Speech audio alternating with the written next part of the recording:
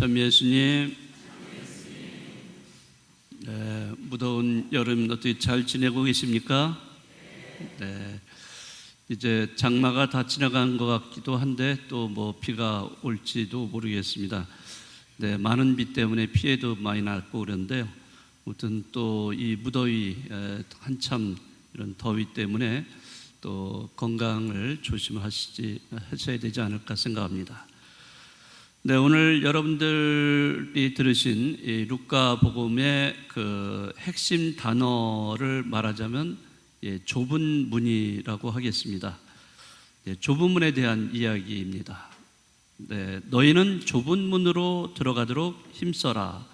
오늘 예수님께서 우리 모두에게 이렇게 말씀하고 계십니다. 왜냐하면 좁은 문으로 들어가야만 구원을 받을 수 있기 때문입니다. 그러나 안타깝게도 많은 사람들은 편안하고 쉽게 들어갈 수 있는 넓은 문을 선호합니다. 왜 우리는 이렇게 쉬운 문, 편안한 문을, 넓은 문을 놔두고서 좁은 문으로 들어가야 될까? 제가 여러분들에게 책 한 권을 좀 소개해 드릴까 합니다. 이 책은 안도연 시인의 그 연어라는 책이에요. 이거 읽어보셨나요? 이거 어마어마하게 많이 팔린 책인데 우리나라에서요. 이게 아직 안 보셨으면 이제 제가 본당 추천 도서를 이제 시행할 텐데요. 그 중에 이제 한 권으로 여러분들에게 소개를 다시 한번 드릴 겁니다. 읽어볼 기회를 여러분들이 가지실 거예요. 자, 이 안도연 시인 굉장히 유명하죠. 여러분들 프랑스의 그 생텍쥐베리의 어린 왕자 아시죠? 어린 왕자 많이 아실 텐데 그렇게 프랑스에 생텍쥐베리가 있다면은 우리나라에는 안도연 시인이 있다고 할 정도로 이 안도연 시인의 이 연어를 꼽습니다. 굉장히 정말 너무나 이건 아이들도 읽어도 좋고 또 우리 어른들 또는 어르신들조차도 누구나 다 읽으면은 정말 여기에서 많은 교훈을 얻을 수 있는 그런 좋은 책입니다. 이제 조만간에 이제 이거 볼 거니까요. 여기에 그 연어에 대한 얘기가 나오는데 여러분들 연어가 어떤 그 물고기인지 잘 아시죠? 연어는 그 모천, 그 회기성, 그러한 특징을 가지고 있습니다. 그러니까 자신이 태어난 곳에서 거기에서 그 상류죠, 강상류 태어나서 바다로 다 가가지고 자란 다음에 산란기가 되면은 다시 자기가 태어났던 곳으로 돌아온다는 거예요.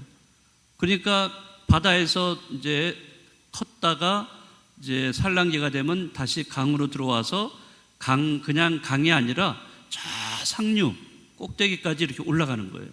거기에서 알을 낳고 결국에는 거기서 죽음을 맞이하는 게 연어의 일생입니다.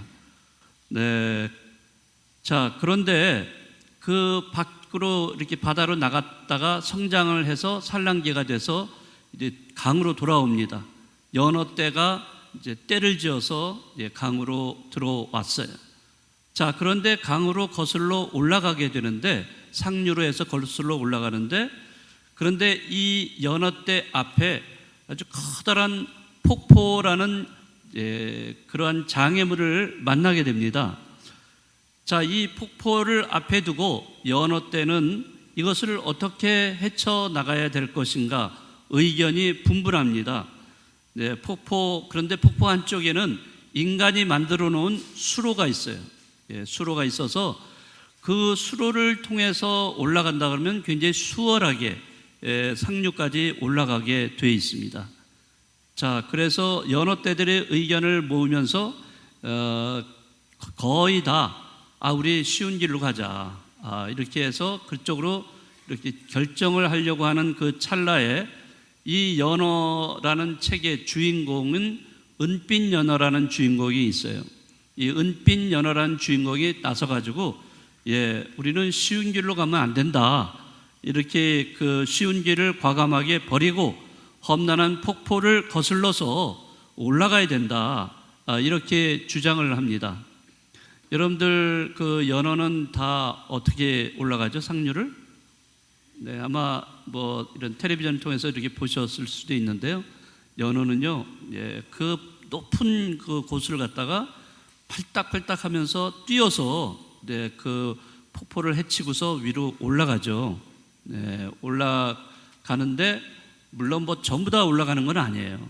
어떤 거는 이 곰이 딱 기다리고 있다가 올라오는 거 딱 잡아채 가지고 먹잇감이 될 수도 있고, 어떤 이 연어는 올라가지 못한 채 거기서 떨어져서 죽음을 당하는 경우도 있고, 그렇게 되겠죠.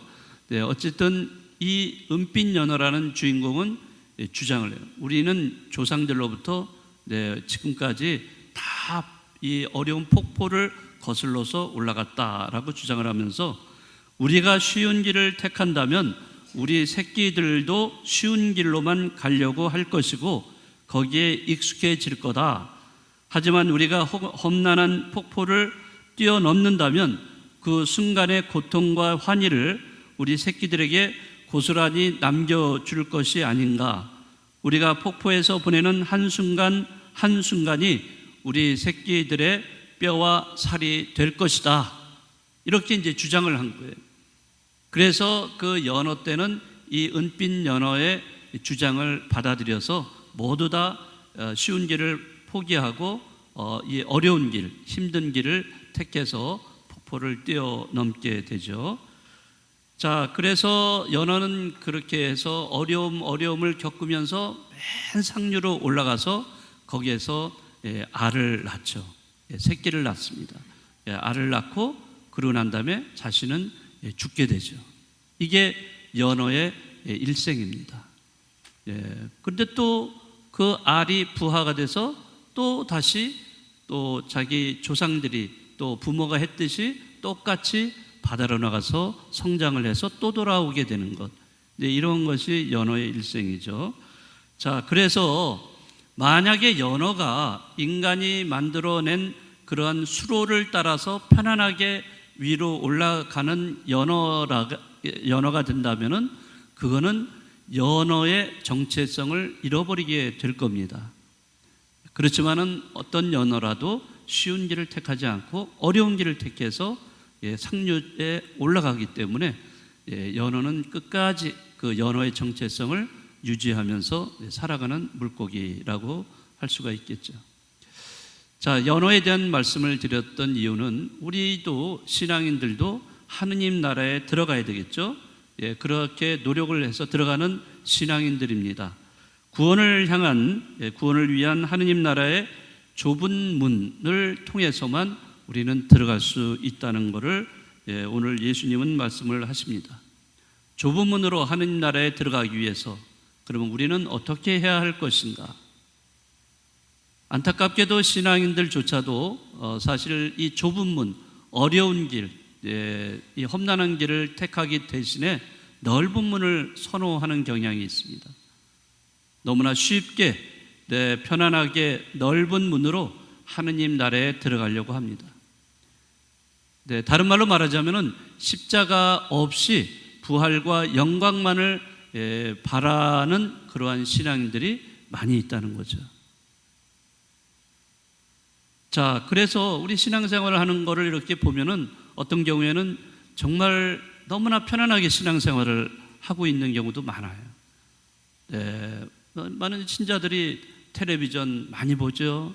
뭐 드라마 뭐 어디 유행한다 그러면 거기에 채널을 고정해서 요즘 드라마가 뭐 10몇 회, 뭐 30몇 회까지 나오는 이런 거를 그냥 빠짐없이 얼마나 정성 들여서 보는지 몰라요.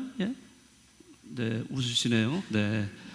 다 그렇게 하고, 또 여러분들 스마트폰을 손에서 놓지를 않아요. 껌딱지가 돼버렸어요. 껌딱지. 스마트폰을 계속 보면서 잘 때까지 스마트폰을 보는 거예요. 그러면은 텔레비전을 보죠. 스마트폰을 그렇게 계속 거기에 집착해서 본다면은 그러면 우리는 하느님께 기도하는 시간이 어디 있겠어요? 예전에는 기도하는 시간을 좀 가졌다가 텔레비전에 스마트폰에 다 시간을 뺏겨버려요.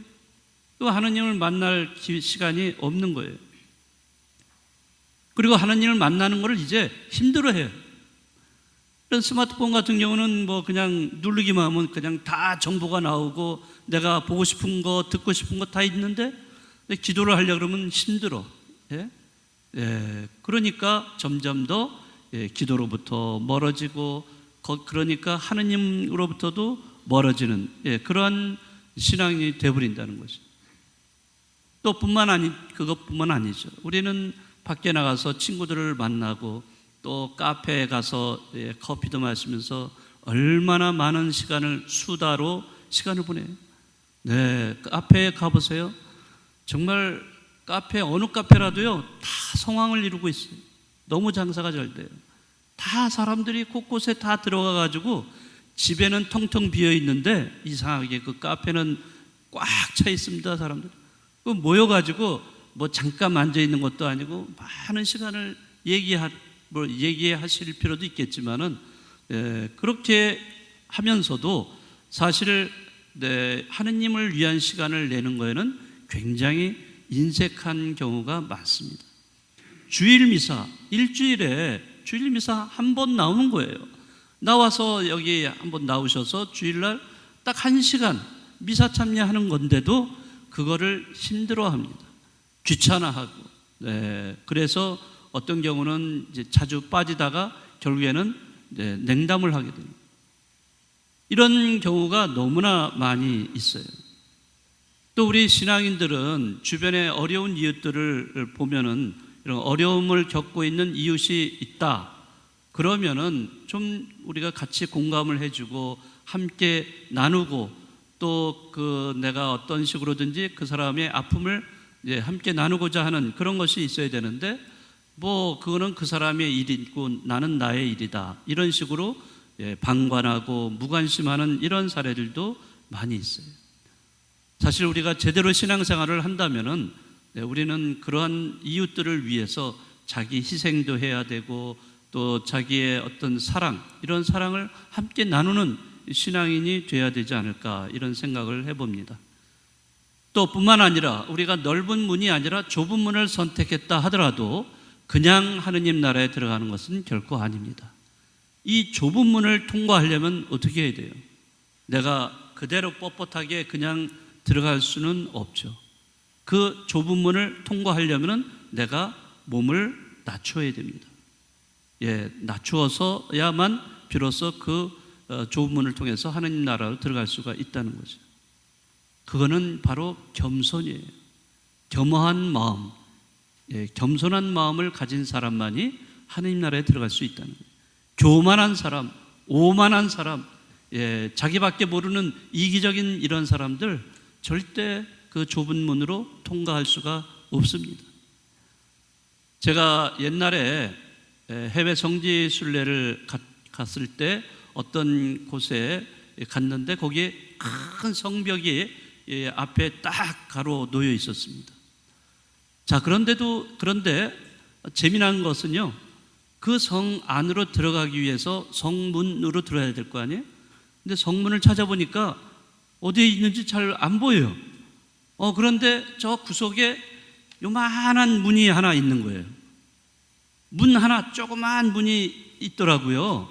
그러니까 그 성지순례 하는 사람들이 전부 다 성 안으로 들어가기 위해서 그 좁은 문을 통과할 수밖에 없는 겁니다. 저도 들어가는데 제 키보다도 더 작아요. 더 낮은 문이에요. 그러니까 들어가려면 어떻게 해야 돼요? 제가 고개를 숙이고 들어갈 수밖에 없는 거예요. 그렇게 해서 성 안으로 들어가서 그 안쪽을 이제 구경도 이렇게 하고 그랬는데요. 왜 이런 성문을 이렇게 작게 만들었는가, 이런 이유를 그 가이드를 통해서 들어보니까 그 안에는 임금이 있잖아요. 왕이 있으니까 왕을 만나러 들어가려면은 모두 다 고개를 숙여야 되는 거예요. 그는 고개를 숙인다는 것은 그 왕에게 복종한다는 의미가 들어있다는 거죠. 그러니까 이미 복종하는 사람만이 그 안에 들어가서 왕을 만날 수 있게 된다는 그런 의미로 그렇게 문을 조그맣게 만들어놨다, 이런 얘기를 했습니다. 자, 우리도 하느님 나라에 들어가서 하느님을 만나려면은 우리도 숙여야 돼. 예? 자기 자신을 낮춰야 돼. 자, 오늘 복음에서도 첫째가 꼴찌가 되고 꼴찌가 첫째가 된다고 그렇게 말씀하시지 않으세요? 자기를 낮추지 않으면 하나님 나라에 들어갈 수가 없어요. 예?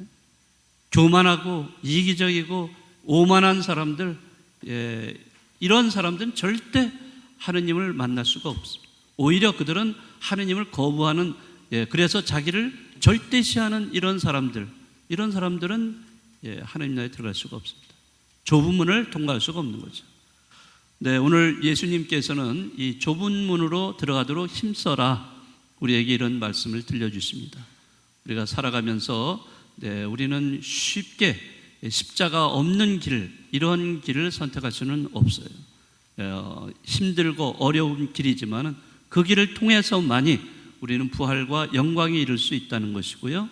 또 뿐만 아니라 자기를 늘 낮추고 겸손한 사람만이 하느님 나라에 들어가고 하느님을 만날 수 있는 사람들이 된다는 거 잘 기억하시면서 한 주간 우리가 겸허한 신앙인으로 또 좁은 문을 들어가는 그런 신앙인으로 살아가기를 다짐했으면 좋겠습니다.